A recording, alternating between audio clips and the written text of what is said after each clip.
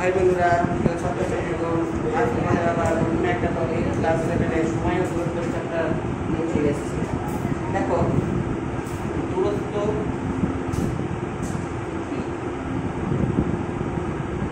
Actually কোনো একটা কণা এই সরলটা কক্ষপথে যদি এই অবস্থান থেকে এই অবস্থানে যায়, তাহলে এই টোটাল যতটা ডিস্ট্যান্স মানে যতটা পথ সে অতিক্রম করলো সেই পথটাকে বলা হচ্ছে আমাদের দূরত্ব। অর্থাৎ এই অবস্থান থেকে এই অবস্থানের এ থেকে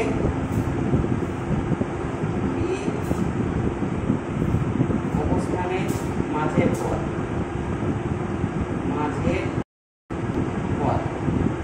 হলো।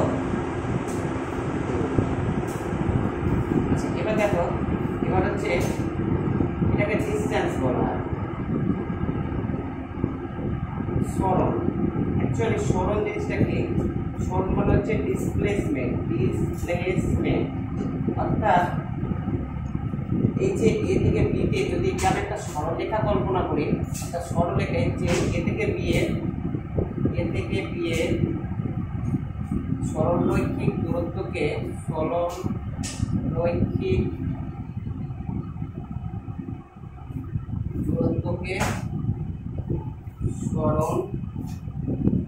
বলা হয়। আচ্ছা, এবার দেখো, এই যে সরণ তো আমরা বুঝতে পারলে। এবার সরণের এর এসআই একক কি? এর এসআই বলতে সিস্টেম অফ ইন্টারন্যাশনাল, এটা বেশি একক, এটাকে বলা হয় মিটার, মানে হচ্ছে মিটার। আর সিজিএস হচ্ছে সেন্টিমিটার গ্রাম সেকেন্ড, এর একক হচ্ছে সেন্টিমিটার, অর্থাৎ 7। এবার দেখো, দূরত্ব সরণ। এবার পরে আমরা কি আসছে দেখো, বেগ জিনিসটা কি? কোনো গতিশীল কণা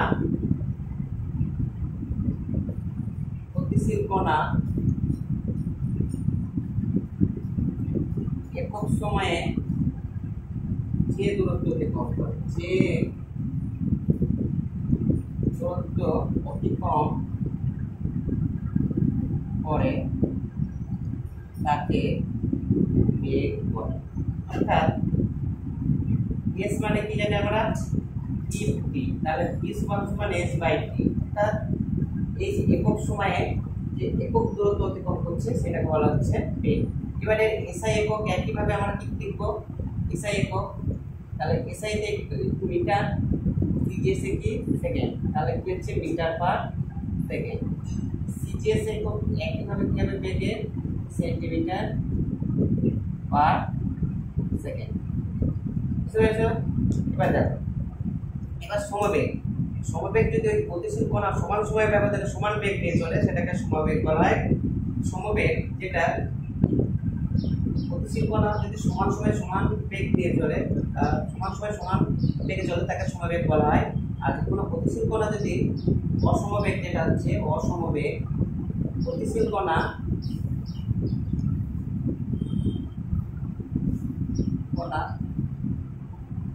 ভিন্ন বেগ নিয়ে চলে, ভিন্ন বেগ নিয়ে চলে তাকে অসমবেগ বলা হয়। আচ্ছা, সমবেগ বললাম, গতিশীল কণা সমান সময়ের ব্যবধানে সমান গতিশীল কণা